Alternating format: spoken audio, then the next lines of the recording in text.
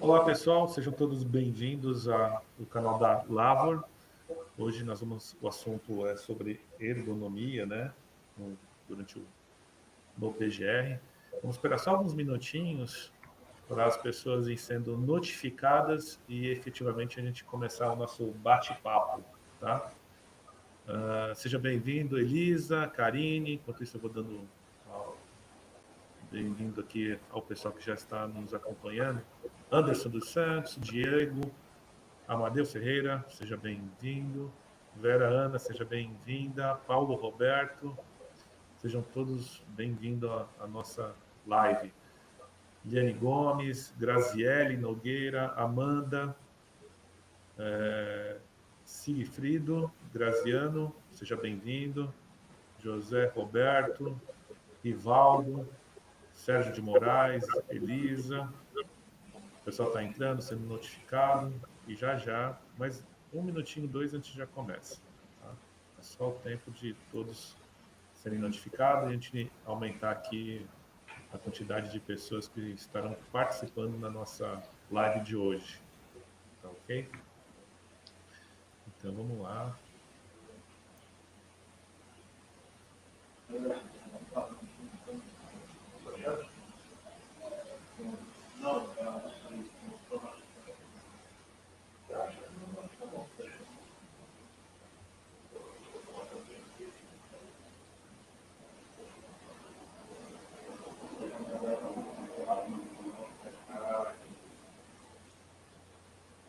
Bom, sejam todos bem-vindos. Vamos aos pouquinhos, a gente vai começar. Boa tarde a todos. Bom, pessoal, para quem não me conhece, meu nome é Rogério Santos, sou engenheiro de segurança, atuo aqui na Lavor Perícias, né? E hoje nós vamos falar de um assunto mega importante. Já vou dar a palavra para a nossa convidada, mas antes, a Tatiana Coraci está conosco. Tatiana, por favor, se apresente para quem não nos conhece. Olá, pessoal, boa tarde, sejam todos bem-vindos. Para quem não me conhece, eu sou a Tatiana Coraci, sou engenheira de segurança, também atuo aqui na Lavor, ao lado do Rogério, e hoje aí vamos conversar com uma especialista, né, na área de ergonomia, que é a Renata, e extrair aí um pouquinho dos conhecimentos dela e o que a gente pode utilizar desses conhecimentos para fazer um filtro aí com relação ao PGR. Legal, Tatiana. E a nossa convidada, a Renata Celian. Espero que eu tenha falado certo, Renata. Falou. Eu queria que você falasse um pouquinho da sua experiência com a ergonomia. Você também, né, atua com cursos online, trabalha muito em empresas, né, que eu sei, com análise ergonômica, e tem uma longa história, né, com relação à ergonomia. Antes de mais nada, eu agradeço você ter aceito o nosso convite. Muito obrigado. É um assunto recorrente, né, a ergonomia, principalmente agora com essa questão do PGR. E eu tenho certeza que a gente vai poder agregar um pouco ao nosso público, né, as pessoas que nos acompanham aqui durante essa live. Tá bom? Então, por favor, Renata, você pode se apresentar? Gente, uma boa tarde a todos. Eu já estou vendo aqui, tem várias pessoas que eu conheço, que eu reconheço, que eu me lembro, muitos profissionais. Fico muito contente que vocês estão aqui me acompanhando, nos acompanhando. Quero agradecer também, primeiramente, Rogério e a Tatiana pelo convite. Fico muito feliz pelo convite, pela oportunidade de estar aqui com todos vocês para discutir esse assunto que é super importante, novo, né? E que todo mundo aí tem interesse e necessidade em se atualizar. Eu sou fisioterapeuta, sou especializada em fisioterapia do trabalho e já atuo nessa área há pelo menos aí uns 17 anos, então há bastante tempo. E sou aqui de Jundiaí, sou do estado de São Paulo, e trabalho muito com as empresas aqui da região, especialmente, né, realizando trabalhos com relação à análise ergonômica do trabalho e também desenvolvendo outros trabalhos de ergonomia, mas principalmente análise ergonômica. Como o Rogério comentou, também atua aí com cursos online na área de ergonomia, e esse assunto do PGR realmente é algo que está muito em alta agora, né? Os profissionais buscam saber muito disso. Eu espero realmente contribuir com todos vocês, com o meu conhecimento, porque realmente estamos numa fase de estudos ainda, né? De troca, de começo, e que a gente precisa realmente se abastecer de informações e ter aí uma boa análise crítica a respeito de tudo isso que vem trazendo todas as normas e essas atualizações. Então, eu espero aí que nosso bate-papo seja bem produtivo. Legal. Pessoal, quem quiser pode fazer uma pergunta aí durante a nossa conversa. Quando eu perceber um momento aqui que encaixe a pergunta, aí eu jogo na tela, ou eu passo para a Renata, ou até mesmo para a gente estar fazendo uma discussão aqui sobre o assunto. Tá? Então, como a Renata falou, eu acredito que ergonomia é um assunto de extrema importância, né? E principalmente agora com a entrada da PGR, quando todo mundo vai precisar rever os seus conceitos, né? Novamente, eu acredito que agora dê um foco maior, principalmente com essa questão, né? Onde você, no PPRA, na realidade, você sempre analisava os riscos químicos, físicos, né, e biológicos, e não necessariamente a ergonomia. Alguns profissionais até adotavam algumas coisas relacionadas à ergonomia durante o PPRA, né, para depois fazer uma análise ergonômica mais aprofundada, mas agora com o PGR não tem jeito. O PGR está explícito, você tem que colocar isso dentro do seu PGR, você tem que considerar isso. E o que você está sentindo, Renata? Você acha que com essa mudança agora da legislação, né, já está prevista para março de 2021, você acredita que também vai ter mais procura no mercado, o pessoal vai novamente aquecer esse segmento? Já tem tido algum tipo de questão por parte aí dos seus clientes, dos seus colaboradores, dos seus amigos, tal? O que você tem sentido em relação a isso? Bom, respondendo a sua primeira pergunta, eu acho que é algo que vai trazer muito mais serviços, né, com muito mais trabalho com relação à parte de ergonomia. Eu assim, quando eu li a primeira vez a NR1, após a atualização, eu li com muita atenção, e em cada um dos parágrafos, assim, em cada um dos itens, eu fui vendo muitas oportunidades de atuação do ergonomista e dos profissionais que vão trabalhar na construção do PGR também, porque envolve toda uma questão de treinamento, de saúde, de comunicação com o trabalhador. Existe toda uma tendência, né, de se colocar, que já está se mostrando dentro da NR1, da vinculação com o trabalho de sistema de gestão, né? E assim, eu até percebo na NR1 muita consonância com a ISO 45001, que trata também da saúde e segurança do trabalhador. Então, eu fui vendo, fui lendo isso, fui assim, falando, gente, vai vir muito mais trabalho. Essa é a minha percepção, né? E eu vejo que isso vai acontecer justamente porque essa introdução da ergonomia na questão da análise dos riscos, ela ficou assim, como se fosse igualada, né, com os outros riscos, porque a ergonomia, ela sempre foi tratada a parte de tudo, assim, como se ela fosse uma coisa fora do contexto da saúde, da segurança, assim, fosse uma coisa que tivesse ser vista isoladamente, mas ela não pode ser vista isoladamente, ela tá como se fosse, do meu ponto de vista, assim, ela como se igualou, né, a todos os outros riscos existentes aí que podem existir no ambiente de trabalho. Então, essa percepção, vamos dizer assim, o que a normatização coloca, já nos coloca numa evidência da questão do ponto de vista da ergonomia. A ergonomia já está mais em evidência por conta disso, né? E eu tenho percebido, pelo menos nos últimos dias, nas últimas semanas, nas últimas 3 semanas, eu tenho percebido que tenho recebido propostas, para realizar orçamentos, e as pessoas já estão me perguntando sobre, querendo que eu coloque alguma coisa dentro do orçamento relacionada à análise preliminar dos riscos ergonômicos, né?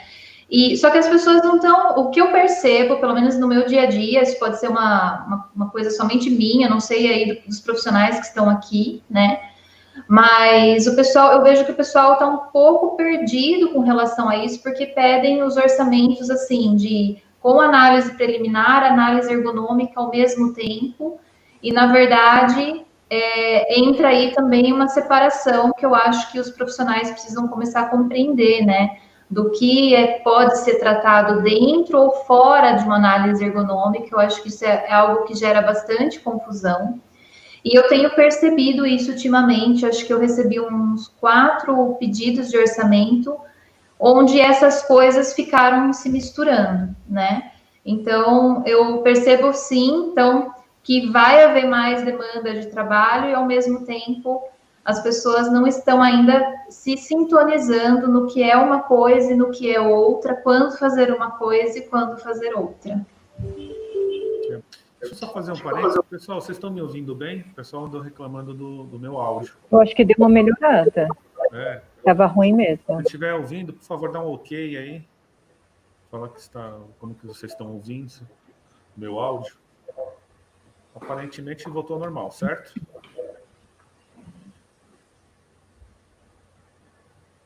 Eu estou te ouvindo bem. Agora melhorou. Okay. O pessoal já está comentando aqui. Obrigado, Amanda.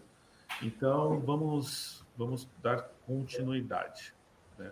Não, legal. Então, a gente tem sentido isso, né? O pessoal está bastante preocupado com relação ao PGR. Sem dúvida nenhuma, é o assunto do momento. Se for no Google lá, vai perceber que é um dos assuntos em alta agora dentro da área de segurança do trabalho, né? Com toda essa mudança da legislação, revisão das normas regulamentadoras e tal. E realmente, sem dúvida, vai pegar. Inclusive, aproveitando o gancho, o Anderson dos Santos, ele pergunta o seguinte: Renata, boa tarde, qual a relação da análise ergonômica do trabalho com o PGR? Na verdade, aí você me corrige se eu estiver falando besteira, por favor, Renata. Na verdade, não vai mudar a análise ergonômica, né? A NR17 ela está em transição para mudança, né? Com relação o governo fazendo essas alterações em todas as normas, a NR17 é uma delas, mas na verdade a análise ergonômica por enquanto não mudou. A relação da documentação com o PPRA, agora entrando no PGR, que muda, onde o PGR ele menciona, por conta da gestão dos riscos, você tem que ver todas as normas regulamentadoras, todas as NRs, né? Então, a análise ergonômica, ou a NR17, é mais uma norma, assim como todas as outras. Certo, Renata? Sim, eu acho que, Anderson, você que fez a pergunta, talvez seja também a dúvida de outros colegas. Eu tenho uma visão, né, e baseada no que a própria norma diz, no que o próprio manual da norma diz. Eu acho que nós não podemos deixar de lado essa visão e essa informação que já a própria normatização nos dá. A NR17 ela está em fase nessa fase de atualização, ainda não temos o novo texto, mas pensando na NR17 hoje, né, como ela sabemos hoje que a análise ergonômica do trabalho, ela é para ser feita, em geral, por uma demanda específica, algo que esteja relacionado a um problema complexo, né? E isso não é novidade, assim, não sou eu que estou dizendo, isso está dentro do próprio manual da NR17, e essas situações mais complexas é que vão levar a fazer uma análise ergonômica mais aprofundada. Dentro do próprio manual, também já está explícito, né, que situações mais simples, observáveis num primeiro momento, elas podem ser tratadas, né, já rapidamente, com soluções simples, com soluções que existam, que claramente já possam ser implantadas. Então, isso é algo que é previsto e que é o desejável até, né? Nós não precisamos desenvolver uma análise ergonômica para situações tão simples que possam ser resolvidas com a compra de um mobiliário novo, diferente, um equipamento, né, conhecido no mercado, que possa desempenhar bem a função de eliminar um risco, por exemplo. Mas, por outro lado, a gente tem análise ergonômica que é para atividades, para situações complexas. E quando a gente fala no PGE, a gente está falando que existe aí análise preliminar dos riscos ergonômicos. E quando a gente faz essa análise preliminar, é justamente para identificar aquele grosso, né? Eu, pelo menos, entendo isso, que é para você verificar aquela situação de uma forma macro, todos os riscos que você pode já identificar de uma maneira, não vou dizer simples, não vou dizer, é simplificada, não é simplória, então não confundam isso, né? Não é porque você vai fazer uma análise simplificada que você está sendo displicente, mas é para ter justamente esse funil para você peneirar isso, né? E ver aquilo que você pode já, com melhorias conhecidas, com situações que você consegue fazer a redução ali, a eliminação do risco, já implantar, já fazer, já entrar aquilo numa continuidade, né? E uma vez que você validou isso e já verificou que a medida foi eficiente, teve eficácia em todas as validações, o trabalhador também validou isso, que é importante a gente pensar que o trabalhador também tem que entrar nesse processo, que a própria NR1 já coloca isso, a própria ISO 45000 também fala disso, então isso está muito alinhado, né, com relação à norma. Então, você tendo já isso de uma forma resolvida, não haveria necessidade de fazer uma análise ergonômica desse tipo de situação, né? Agora, é claro, a gente tem que avaliar vários aspectos relacionados ao trabalho. E a ergonomia, ela não, se a gente quando está falando aqui de uma análise preliminar de risco ergonômico, né, vamos focar aqui nisso, a gente está falando de situações que podem levar o trabalhador ao adoecimento, às lesões, como a própria norma já diz lá, que a gente tem que dizer quais são as fontes geradoras desse risco, quais são as possíveis agravos à saúde do trabalhador. Mas quando a gente fala de ergonomia, a gente não está falando só de saúde, né?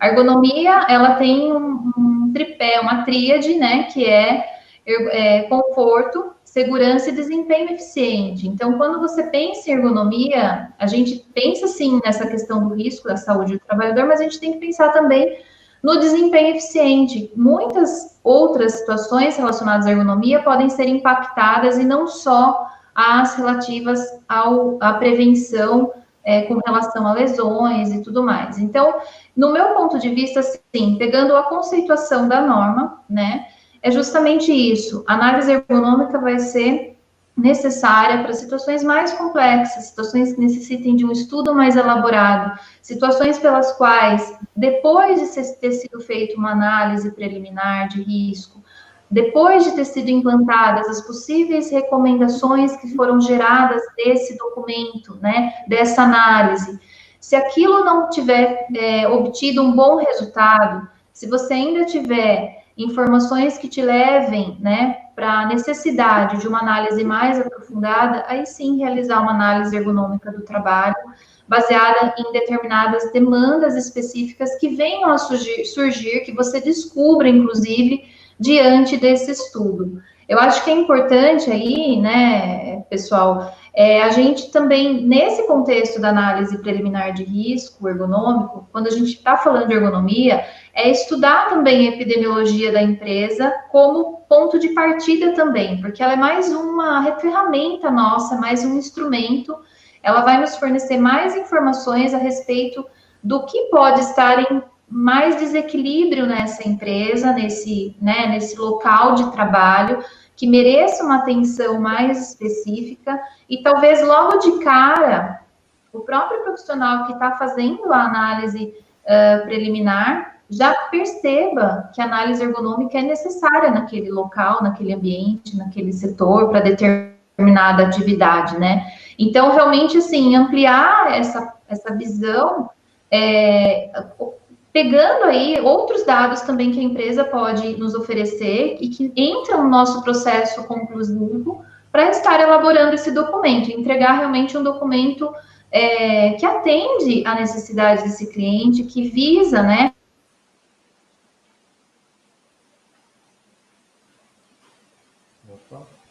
congelado aqui. Oi. Renata? Realmente propondo de uma forma adequada o nosso trabalho. Eu vi que desconectou, vocês conseguiram me ouvir?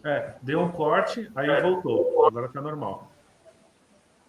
Tá. Então, acho que resumindo, não sei se eu consegui resumir um pouco isso, mas eu acho que as duas coisas elas vão estar juntas, mas em momentos diferentes, né?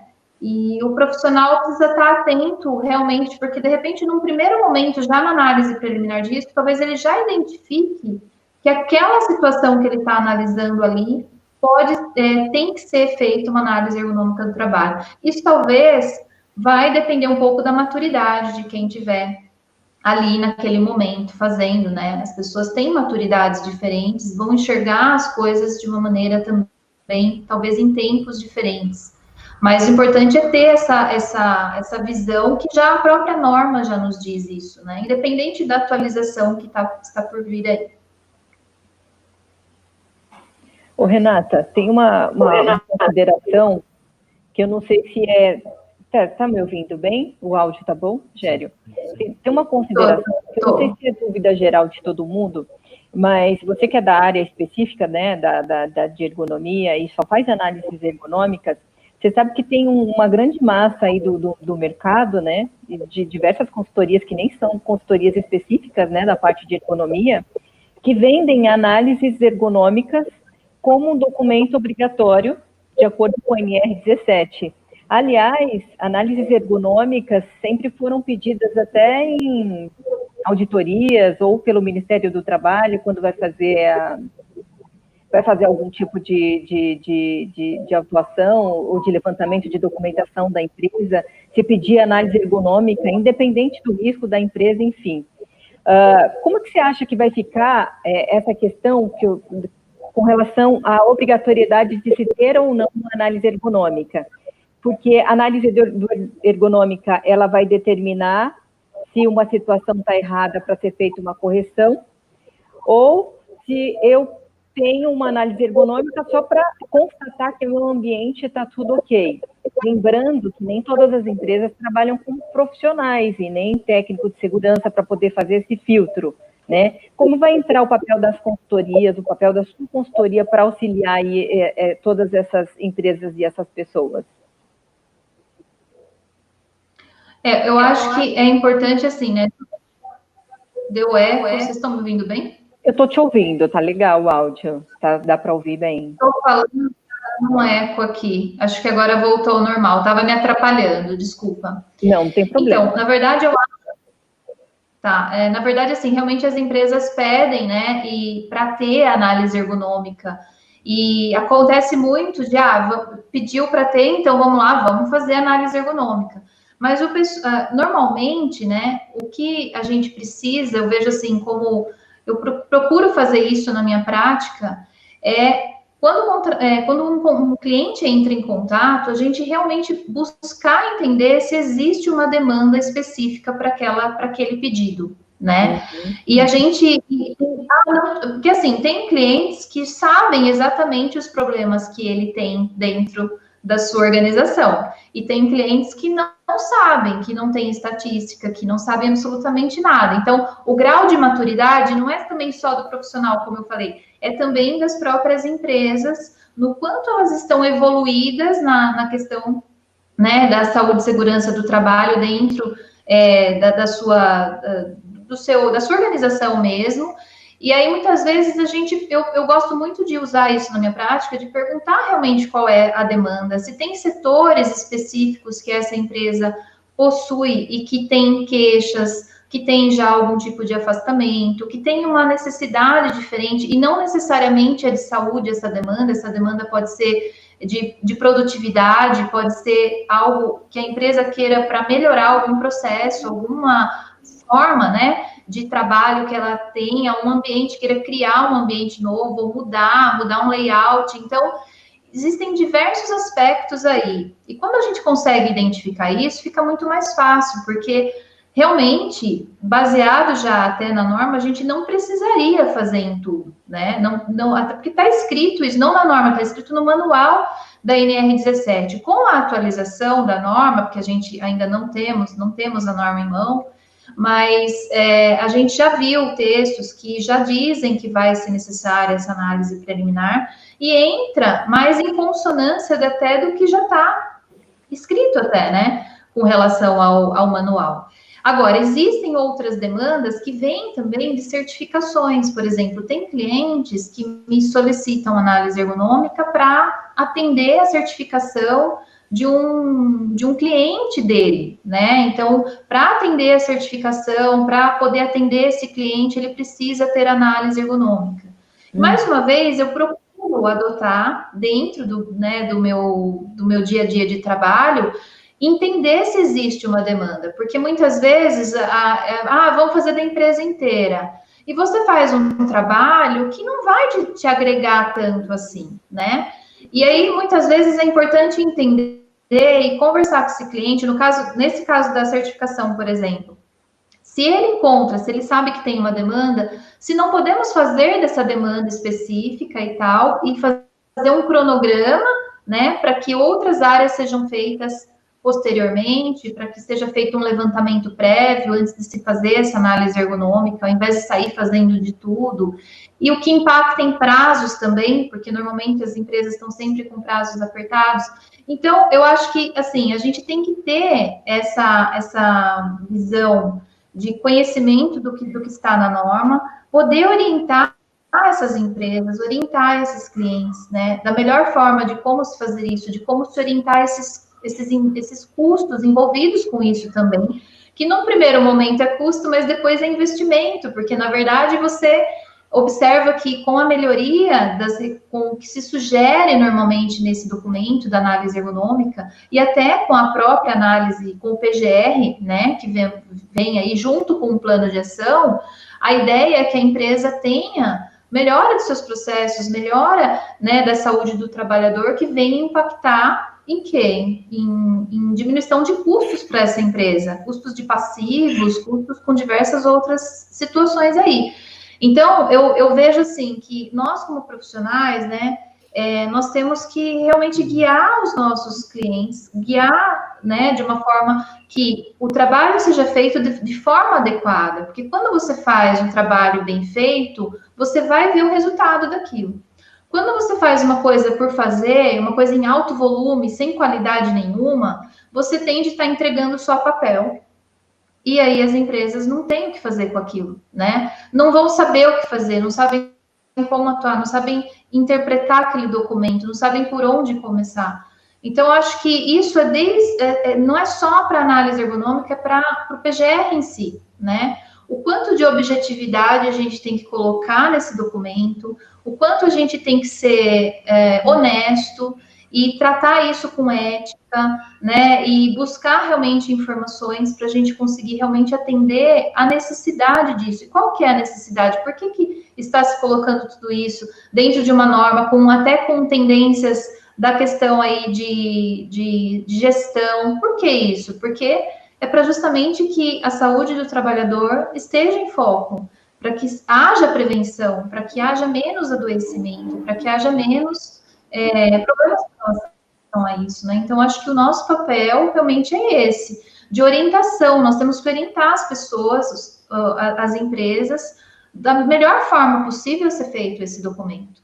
E não sair simplesmente vendendo documento, vendendo papel, né? Porque eu acho que, vamos ser sinceros, né? A gente sabe que existe a venda de papel. Então, eu acho que a gente tem que trabalhar nesse ponto ético e de seriedade, né? Esse é o meu ponto de vista e assim, baseado, fundamentado nas próprias normas, né? Eu não estou falando nada aqui que não esteja normatizado já, né? Sim, que a gente não possa usar como referência. Nós tivemos aqui duas perguntas, Renata, que eu acho que, inclusive, você já até respondeu aqui na sua última fala. Mas eu vou colocar as duas ao mesmo tempo, que são muito parecidas, né? O José Roberto, então, até a entrada do PGR e análise ergonômica do trabalho não contemplava análise preliminar de risco. correto? Essa é uma pergunta. A outra, que é parecida, a nova NR17 virá com a necessidade de análise preliminar de risco, ou será exigência somente na NR1? Né? Você até comentou que a gente ainda não tem o texto aí, mas as duas perguntas elas se encaixam, eu diria. O que você acha? Olha, até onde, né, eu sempre atuei na análise preliminar de risco, eu nunca vi entrar o risco ergonômico, assim como está entrando agora, como está sendo dito aí. Mas já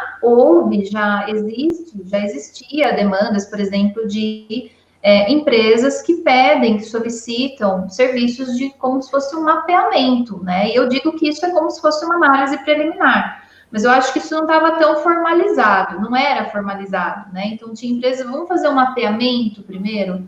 Sim, vamos fazer, está dentro de um contexto, não precisa estar normatizado para ser feito, né? Tudo aquilo e isso acho que é um outro parêntese que eu gostaria de colocar aqui, né? Eu acho que às vezes a gente fica muito focado na norma e esquece que tem coisas que não necessariamente estão na norma que nós podemos fazer e fazer de um modo geral, confluindo também com a própria visão, né, da normatização e da prevenção. Então, acho que é aquela história do pensar fora da caixa, né, que todo mundo fala. A gente tem que ter essa visão de não pensar só em normatização, mas, enfim, em promover um ambiente seguro mesmo, saudável. Então, esse é um ponto. Você pode colocar a segunda pergunta, por favor, de novo? Que eu não lembro. A nova NR17 virá com a necessidade de análise preliminar de risco, ou será somente... Então, conforme os textos que eu já tive acesso, que até tem na internet, teve até uma nota técnica a respeito do Ministério Público do Trabalho, né, a respeito da NR17, do novo texto, com alguns comentários e tal, com a visão expressada ali, sim, vai vir com essa necessidade da análise preliminar para os riscos ergonômicos, e isso vai entrar em confluência com a NR1.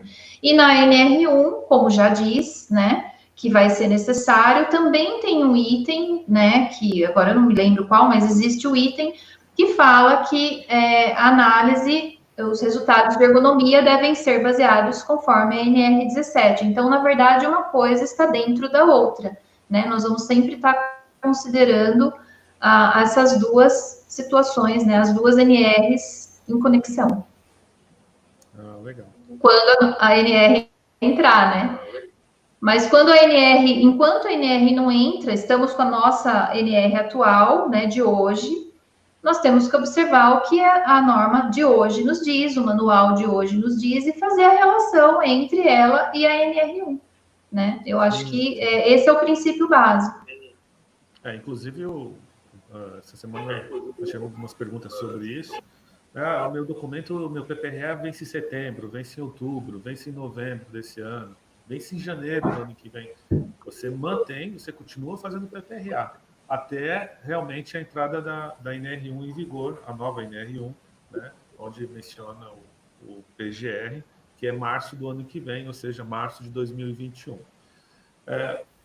Voltando aqui para as perguntas, o Anderson dos Santos Vieira, ele pergunta o seguinte: então posso considerar minha matriz de risco, severidade e probabilidade para definir se devo realizar uma análise ergonômica do trabalho por uma determinada atividade?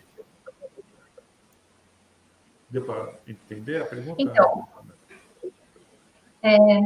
volta de novo aí, por favor, porque às vezes o seu áudio corta e dá uma cortadinha. Matriz de risco para definir se devo realizar uma IT. Sim, eu acho que assim, a questão da matriz de risco ela vai, né, ser considerada. Eu acho que um ponto importante que a gente precisa pensar para a ergonomia é que nós não podemos fazer ergonomia por GHE, tá? Por setor, por ambiente, abrir isso e colocar lá meia dúzia de riscos, ou não colocar, sei lá, né? A gente tem que fazer uma análise baseada nas atividades, nas tarefas que são desenvolvidas nesse ambiente, nesse GHE. Eu posso ter 20 tarefas dentro de um JHE, cada uma com riscos totalmente diferentes do outro. Então, a gente precisa saber, para eu poder entender quais são os riscos existentes naquele ambiente, quais são os riscos existentes naquele processo, para aquele trabalhador ou para aquele grupo de trabalhadores. Eu tenho que entender o que eles fazem. E o que eles fazem são as tarefas que estão designadas para suas respectivas funções e estão lá no seu escopo de trabalho, naquilo que você chega lá no posto de trabalho e você vê a pessoa fazendo. Então, a gente precisa fazer essa análise por atividade, por cada coisa que esse trabalhador está fazendo ali, né? Porque só assim a gente vai enxergar esses riscos. E quando a gente enxerga isso, e a gente consegue definir para cada situação que nós estamos observando, para cada fator de risco observado, para cada situação, é possível definir a probabilidade, a severidade, fazer essa classificação, né? Verificar se existe um alto, baixo impacto do que está acontecendo ali com relação à saúde do trabalhador e definir se aquilo vai ser necessário fazer uma análise ergonômica ou não. Pode ser que você defina que, sei lá, você classificou ali que tem um baixo risco, deu um baixo impacto, né, para a questão da saúde do trabalhador, você fez uma sugestão para uma melhoria, uma recomendação da compra de um equipamento, por exemplo, enfim.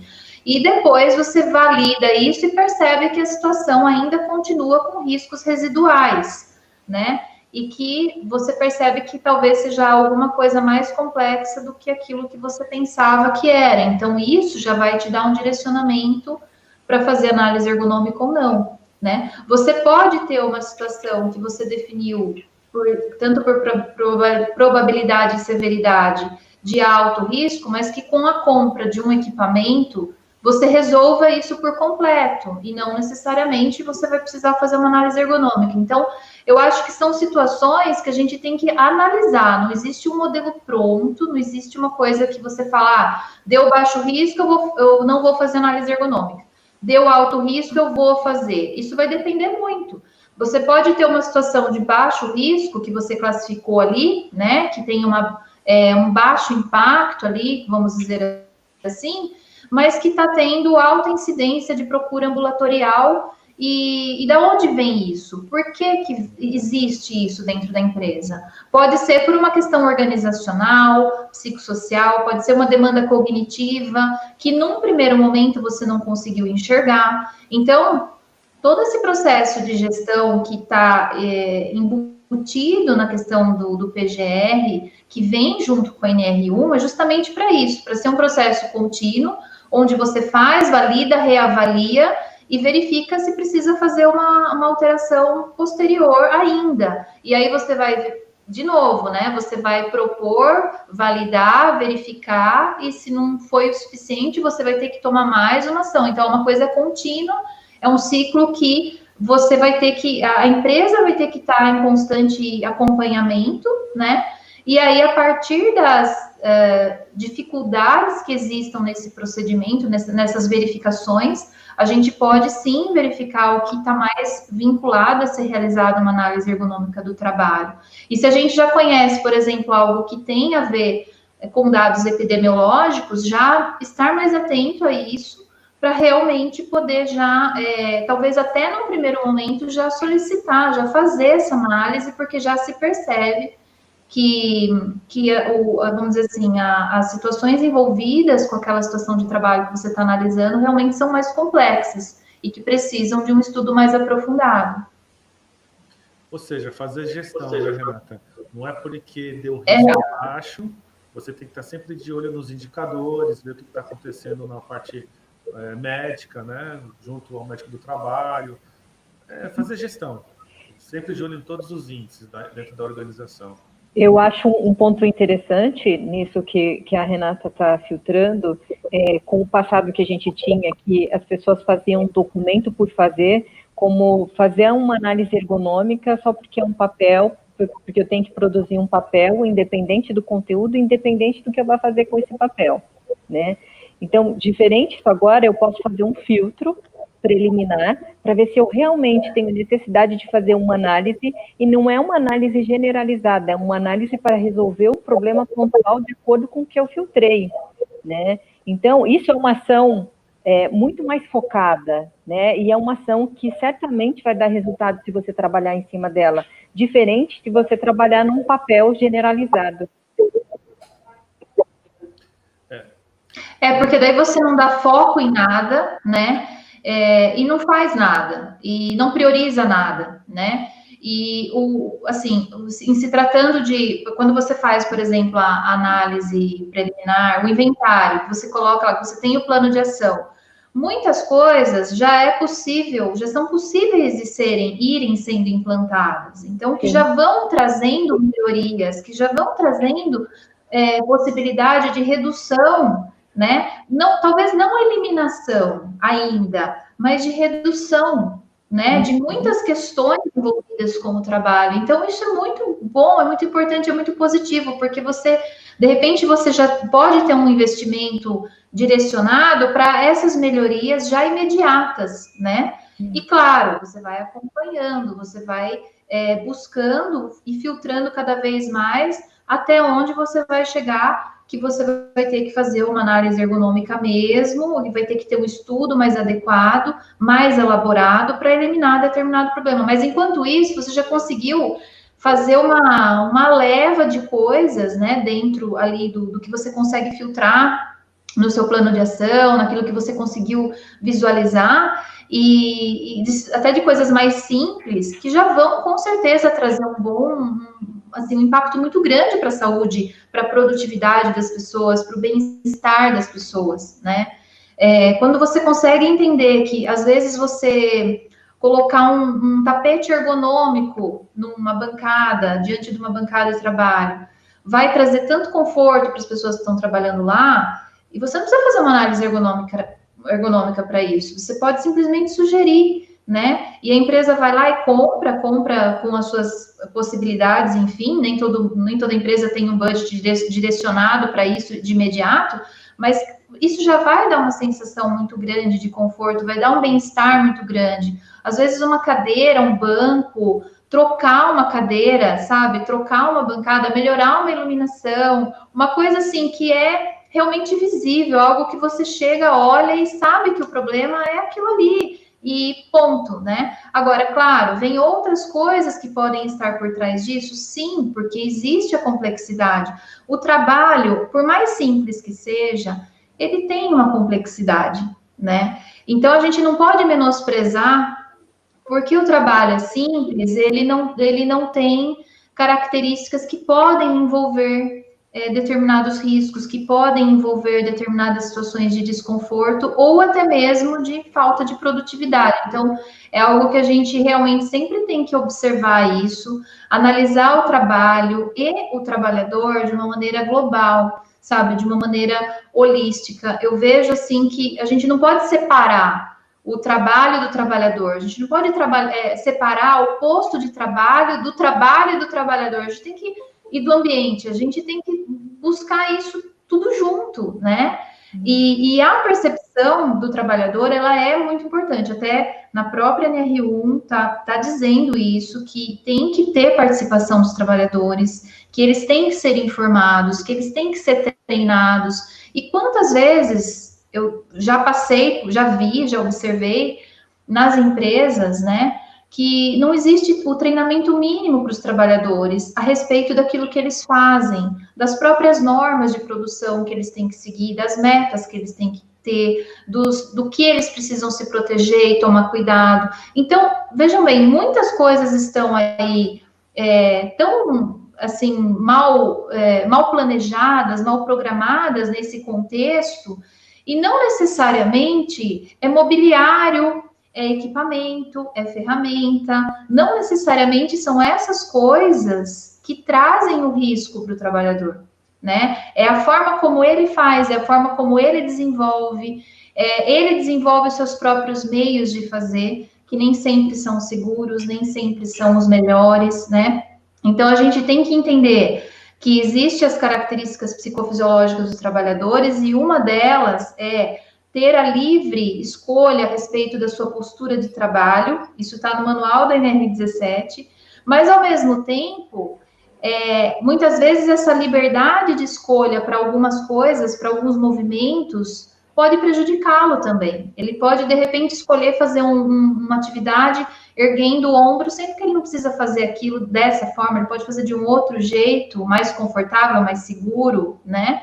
Então, cabe muito essa percepção que, geralmente, ela pode fugir nesse momento da análise preliminar, principalmente para quem não tem ainda esse olhar muito atento, né? Então, a gente não pode minimizar, existem várias questões envolvidas, tem o grau de maturidade da empresa, o grau de maturidade do profissional, o grau de maturidade do trabalhador, todo esse contexto envolvido. Então, eu acho assim, nós como profissionais, é importante a gente ter na ponta da língua as normas, claro, os conceitos, principalmente, e ter esse olhar aberto, né? Não ter preconceitos, não ter, assim, como que se diz? Preconceitos mesmo, de achar que uma atividade, por ser simples, não tem risco, de que o trabalhador, porque é simples, ele já sabe tudo. Muitas vezes ele não sabe o óbvio, né? E é isso justamente o que pode ser o causador do problema de saúde, de uma epidemiologia na empresa que está vinculada, né? Muitas queixas pode estar vinculada justamente a essas questões, que não são muito observáveis no primeiro momento, assim, né? Não são muito visíveis. Uma das coisas que você falou aí, Renata, que eu concordo plenamente, é com relação ao treinamento, né? Nós, como peritos judiciais, a gente está sempre nas organizações, nas empresas, a gente percebe nitidamente isso, que às vezes tem uma lista enorme de ficha de controle de EPI, por exemplo, e quando você pede a lista de treinamento, comprovação de treinamento do ex-funcionário, muitas vezes não tem. Quando tem, é uma simples integração, ou seja, ele ficou lá 5, 10 anos, você encontra a integração e treinamentos muito pontuais, né? E isso acaba prejudicando a saúde dele e acaba sendo um gasto por parte até do empregador, porque o funcionário não sabe utilizar o EPI, tem um monte de EPI que ele está usando de forma errada, né? O equipamento, o material ergonômico que ele recebe. Então, o treinamento, realmente, a gente consegue visualizar no nosso dia a dia perfeitamente isso, a falta dele, né, na realidade, né?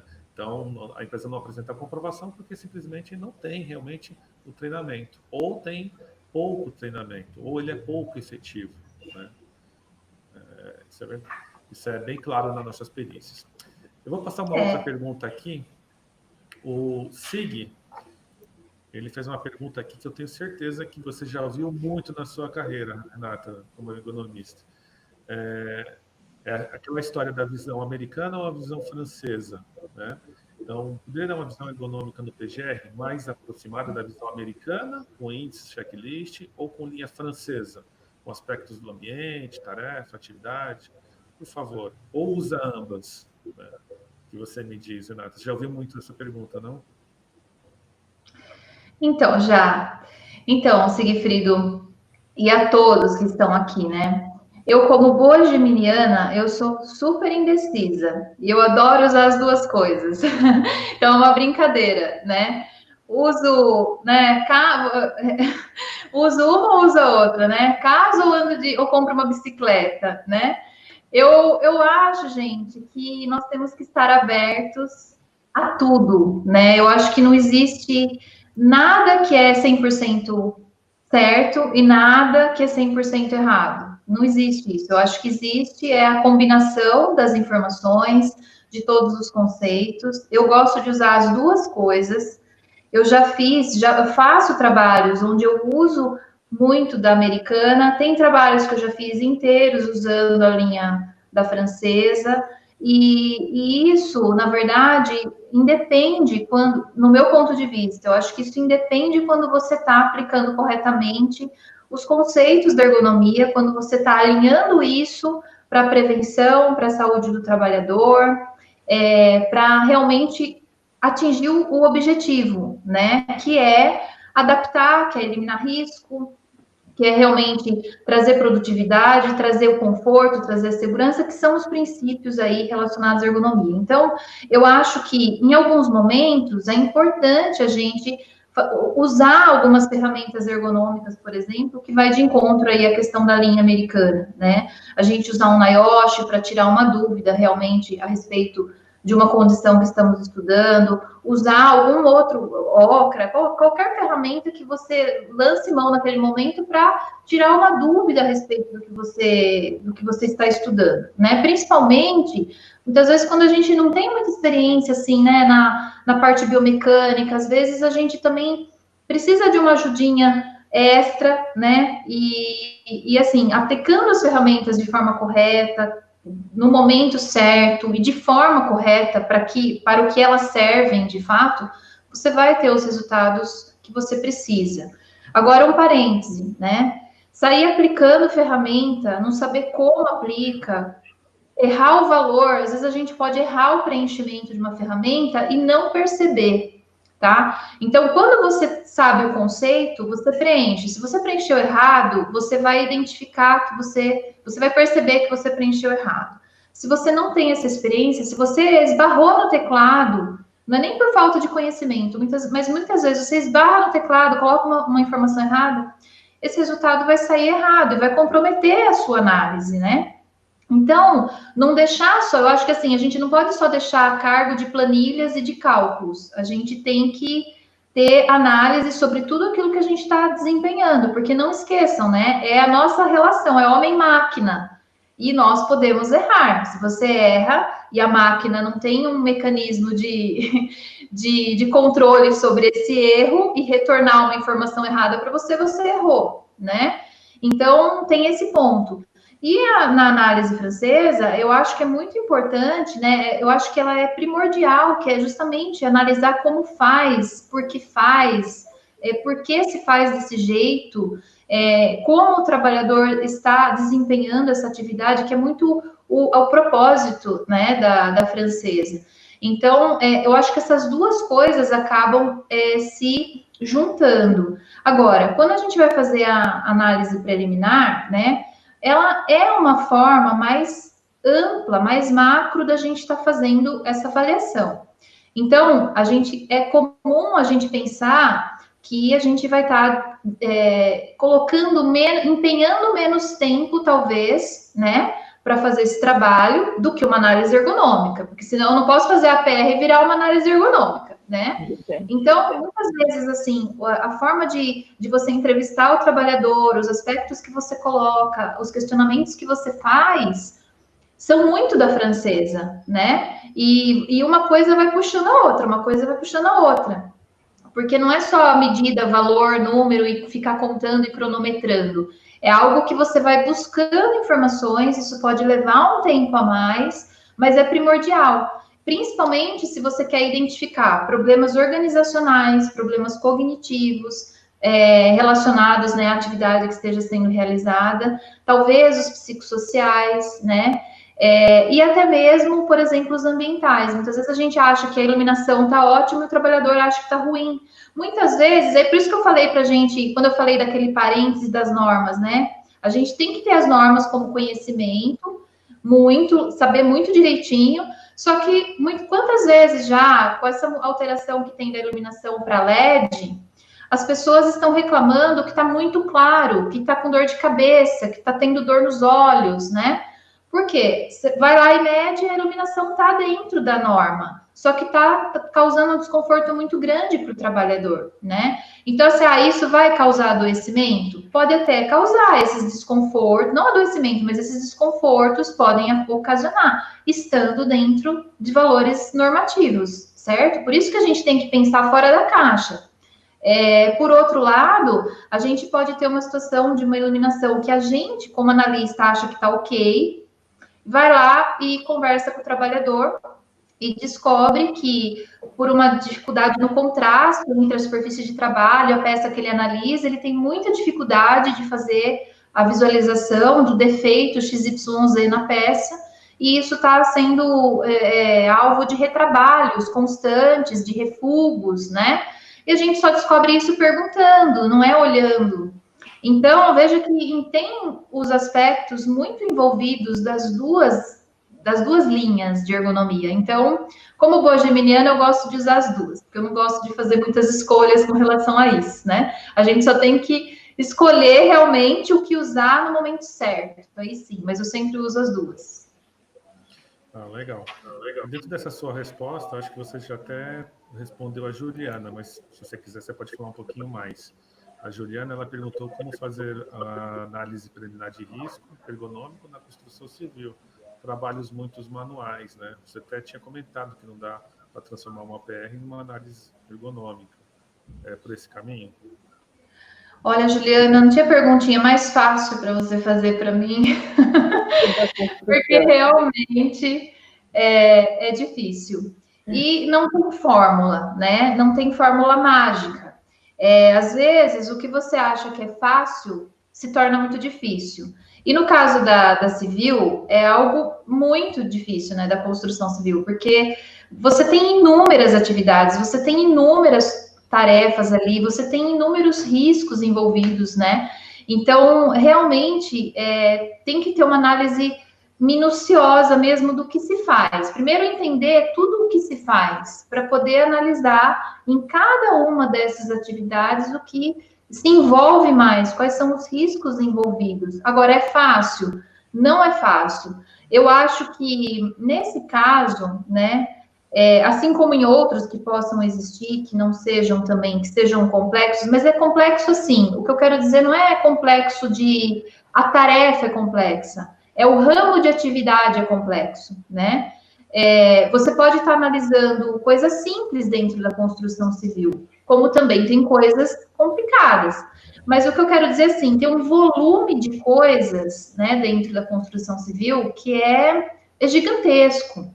Então, eu acho que a melhor forma da gente conseguir fazer esse trabalho ser mais produtivo e ter a menor chance de erros é a gente conseguir fazer previamente com essa empresa, com esse cliente, esse levantamento dessas atividades, dessas tarefas que são desempenhadas, em quais locais, quais são os trabalhadores que estão alocados para fazer essas tarefas, como que a gente consegue visualizar essas tarefas realmente para poder fazer essa análise, é fazer um planejamento.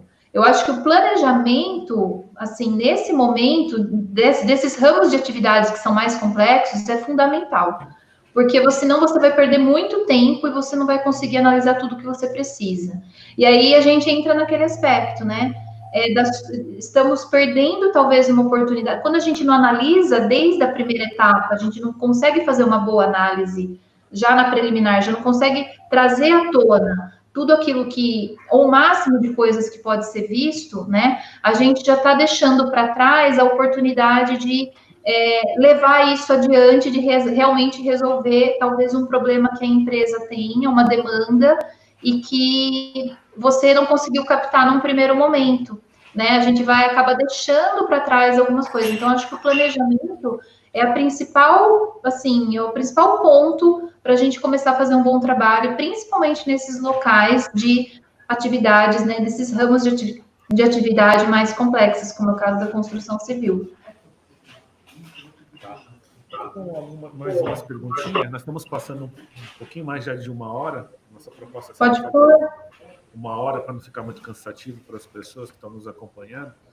E eu vou colocar aqui essas últimas perguntas, Renata, que deixa eu colocar aqui. O Anderson, sim, isso mesmo, Renata. Os vícios posturais são negativos e enfraquecem nosso planejamento, por mais que a gente tente conscientizar o trabalhador. Uma afirmação, né? Eu acho, sim, Anderson, que eu concordo plenamente. Até você estava falando antes, Rogério, que você falou das fichas de EPI, o pessoal usa EPI errado. Você manda lá, a empresa compra produto, equipamento ergonômico, o pessoal não usa direito, usa errado, não, por falta de treinamento, por falta de conhecimento, às vezes é por preguiça mesmo. Agora, uma das coisas que eu vejo que acontecem muito, né, a questão do desenvolvimento do trabalho, do modo operatório, o que determina vícios posturais, o que é o limite, né, entre o que da escolha do trabalhador em fazer a sua escolha de postura para trabalhar, aquilo que vai de encontro com o aspecto psicofisiológico, o limite entre isso e o risco é tênue. E nós precisamos entender isso, olhar para isso, porque quando a gente fala de treinamento, e treinamento da operação, por exemplo, tá? Se a pessoa que treinou o trabalhador já fazia errado, o trabalhador vai aprender errado. E ele vai continuar fazendo errado. E ele vai continuar ensinando outras pessoas também que ele precisa ensinar, treinar futuramente errado. Então, é muito importante a gente ver, levar em consideração isso para as empresas, porque muitas vezes o posto de trabalho ele está totalmente ergonômico. Sei lá, cadeira, bancada, altura, iluminação, está tudo perfeito. Mas ali existe adoecimento, ali existe queixa, ali existe grande índice de absenteísmo. Da onde vem isso?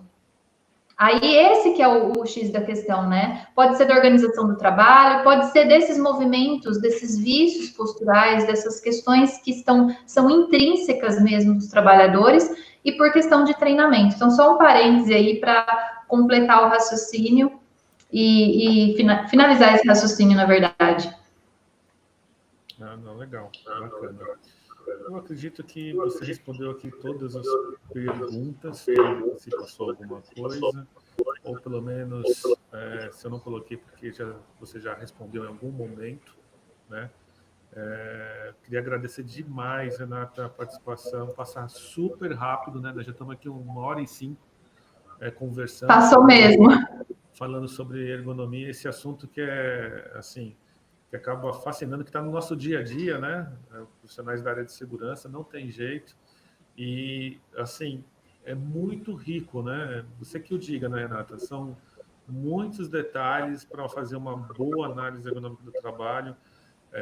Precisa realmente ter uma série de cuidados aí com relação ao trabalhador. Tem muita coisa para ser feito, sem dúvida nenhuma.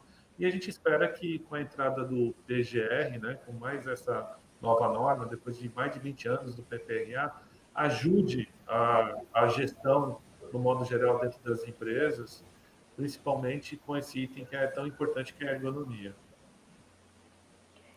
Perfeito, Renata. Também, assim, adorei suas colocações, principalmente por saber que você é uma profissional especializada em vender soluções e não papel. Eu acho, assim, que a gente já tem uma gama aí no mercado, né, de pessoas vendendo papel e, assim, adoro trabalhar com empresas que vendam realmente soluções, né, que direcionem o problema, ainda que o cliente não saiba qual a gente vai lá e ajuda. Então, você é essa profissional especializada para fazer isso. Seus comentários são perfeitos, são pertinentes. Eu acho que, assim, tem muito a agregar para todos nós, seus comentários. Inclusive, eu vou deixar... Inclusive, desculpa. Tá com um delay. Desculpa, Rogério, tá um delay um pouco. Eu quero agradecer vocês, né, pela oportunidade. Bom, gente, eu amo ergonomia. Eu, por mim, ficava falando aqui até... Tem papo aqui para muito tempo, né? E como uma boa geminiana, gosto de falar também. Então, eu fico realmente muito feliz.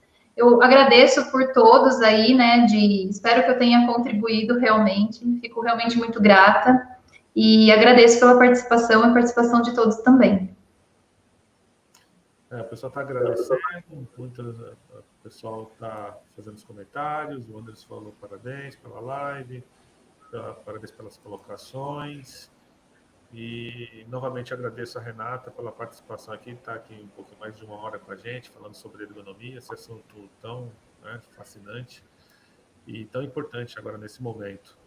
E queria agradecer também a participação de todos os nossos ouvintes aí, né, e acompanhando aqui ao vivo, pelo YouTube, pelo Facebook. Sem dúvida, vocês contribuíram bastante aí com as perguntas para poder esclarecer a todos e levar essa informação ao maior número de pessoas possível. Essa live vai ficar gravada para vocês reverem, né, ou até mesmo passarem o link para os amigos que não puderam estar participando. Apesar de estar dentro de uma pandemia, muitas pessoas já voltaram a trabalhar, já estão mais nessas vivências, estão trabalhando fisicamente nas empresas, né? Ou até mesmo no home office, e pararam durante essa hora, 1h09, 1h10 quase, para poder assistir, acompanhar essa live conosco. Então, Renato, novamente, obrigado a todos vocês e até a próxima live, até a próxima oportunidade. Obrigada, pessoal. Até a próxima. Obrigada, gente. Obrigada. Tchau, tchau. Tchau, tchau.